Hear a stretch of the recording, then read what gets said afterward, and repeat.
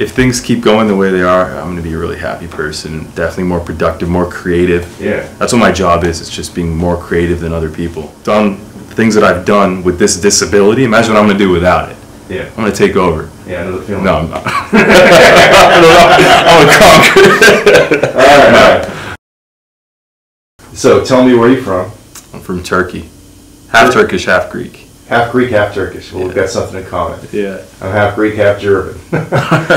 What brings you here? Why are you here? I'm here for TMJ. Yeah. I have pain here, muscle pain. Do you get headaches? I do. Where are they at? Can you point to them? Right here, Temple. the temple. Yeah. Didn't you tell me you went through orthodontic therapy? I did. And without names, can you give me a quick? Sure. I started off with regular braces on the top and bottom. Right. Worked out fine. Then the wisdom teeth came out and messed up the entire look Yeah. and the bite. So then I went and did lingual braces. Yeah. So braces at the back of the teeth. Did that. Wasn't really happy with the results. So a couple of years later, I did Invisalign. Did that help at all? It helped the look, but it messed up everything else. The you could say. function was worse resultant of that? Yeah, definitely. And then the TMJ went out of control. Can you bite down for us real quick? Yeah. Your teeth don't come together, right? No, I have an open bite. Has it always been like that? Has it always been like that? No. Yeah, so for 8 years now I've been suffering. One of these guys is a professor, as I recall. Yeah. Without a name, out of Harvard. Yeah. Orthodontic professor. Correct. The Invisalign therapy I got from Stanford, somewhere in the Stanford region. You went to Stanford, right? Yeah. Yeah. What do you do for a living? I'm an architect now. Very cool. Yeah. Yeah. So you studied that at Stanford. I studied financial engineering there, management science and engineering. Very good. Yeah. Very cool. Before that, I was in Turkey. Yeah. Did my bachelor's in Turkey, and then realized that finance was not for me. I needed to be a little more creative. Went back to school, did architecture, now I'm practicing. Good for you. About a year. Thanks. Yeah. Yeah. We're gonna see some cool things, I'm sure. Right? You bet. Ice water, 0 to 10. All right. How sensitive are your teeth?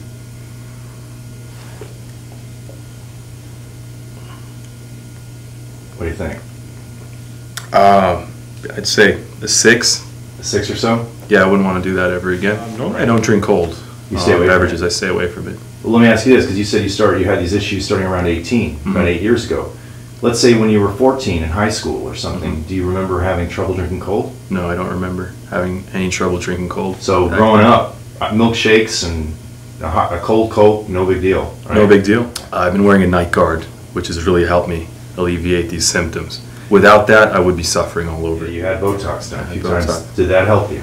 I had it done 2 times, 2 sessions. Yeah. The first session was very basic. It did help. Yeah. And then I could travel and do things that I used to do, Yes. which I couldn't do for years. I was very uncomfortable in social situations. Didn't understand why. Yeah. Had the Botox done, got the night guard made for me, and things just drastically improved. The problem is the second time I went back, about 5 months later, for the next session, she must have hit a nerve or something, and then I wasn't able to speak Huh. for a little while. That's And antisocial.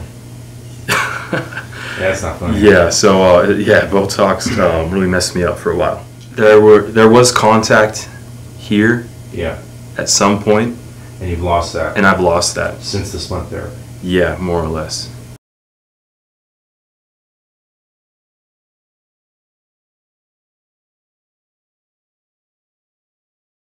And open.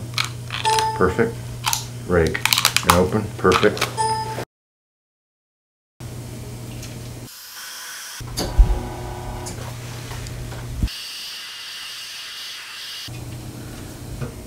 Left. And open.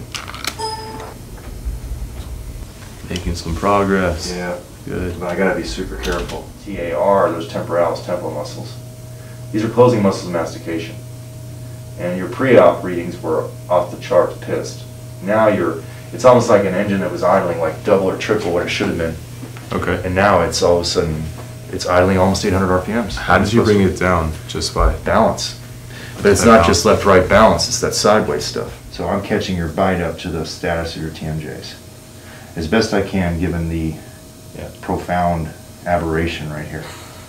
Yeah, because of the separation. Do not wear those splints anymore. Oh. Or the night guard, right? No. No. Where I was telling you yesterday, the only way to really do this right, which sucks, would be to get surgery to break jaw, pull down, get them to touch again. Yep. Or what may happen over the years is you keep the splint out, and nature will hopefully super rep. And it wouldn't hurt to put veneers on these 3 teeth to make it. A little closer. Yep. Relax. Is this sore up here? No. It's completely gone? Completely gone. How about this side? Completely gone. Tell me what you feel like. What's going down? What's happening? So you told me not to wear the mouth guard, Right. night guard at night. So I scrapped it. I haven't been wearing it. Good. Normally I would wake up in agony. Yeah. Wouldn't be able to get out of bed, but nothing. I'm not feeling any pain whatsoever, That's awesome. which is a shock. Yeah. Definitely, that's a big shock for me. Nothing. No complaints. You feel I feel good. you're happy you had it done. I'm very happy. You have any advice for people? For people, yeah, if you're having pain in your temple area, here in your jaw area, and Yeah. you've done orthodontics, I would consider definitely coming here and looking into getting some DTR treatment done. And getting Highly screened recommended. first. Getting screened first, not just jumping into DTR. Right. The imaging. And also, I'd be cautious to even get into orthodontics, because, I mean, it might not be totally worth it for you. Yeah. The consequences of getting it might be a lot worse than just trying to move a couple teeth around. Yeah, you got burned a little bit in that realm, didn't you? I did. Yeah.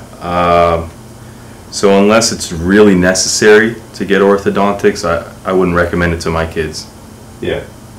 And if they are going to be getting orthodontics, then they should know of the risks involved afterwards, post-orthodontic risks.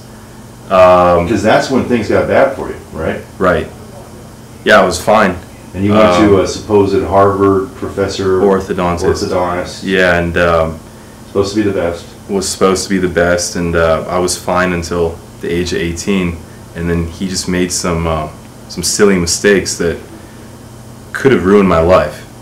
They did ruin my life up until recently with the Botox, which we talked about, that did help Yeah. for a while, and the night guard did help, but I just wasn't where I needed to be, and my mouth was telling my brain that things are just not right, but I didn't know what to do about it. Yeah. Until seeing your videos and getting this treatment. Yeah. And so far, I have nothing bad to say You about know, it. I'll tell you something. Let's say your kids someday wind up needing orthodontics. Yeah.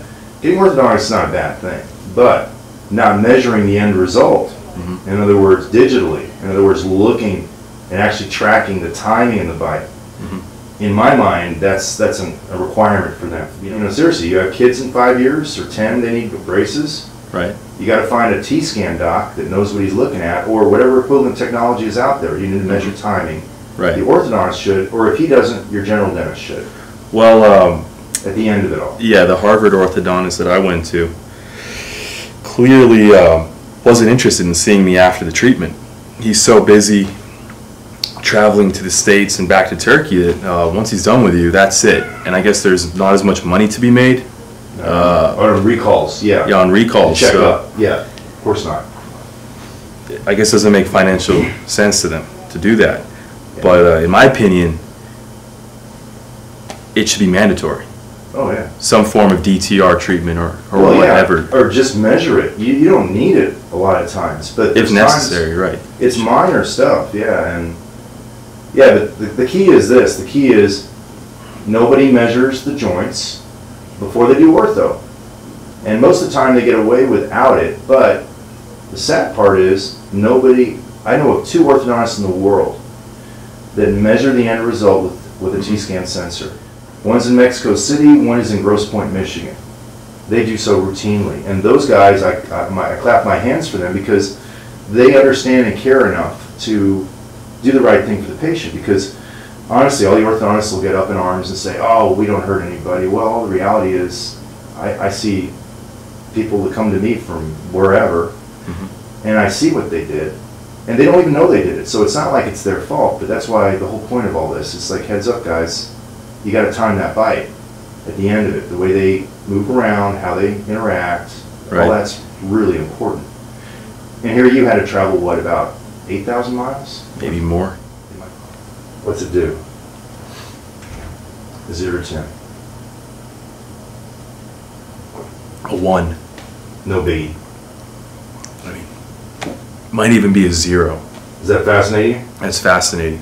The reason I said 1 is because I felt something. You're supposed to. You're supposed to. Natural. But was it pain? No. Yeah. Was it discomforting? Not at all. Yeah.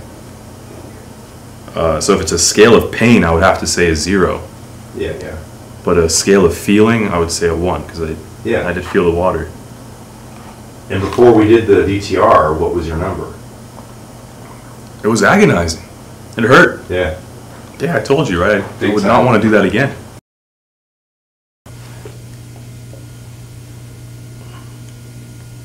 What do you think? I'd say a 6.